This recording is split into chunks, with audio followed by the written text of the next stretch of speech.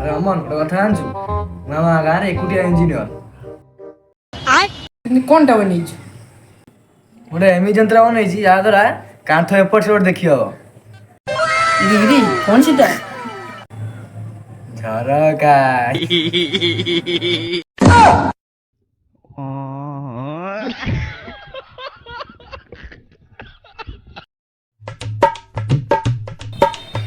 ଆଶିଷ ଭାଇ କଣ ଦୁଆରେ ବଇଛୁ?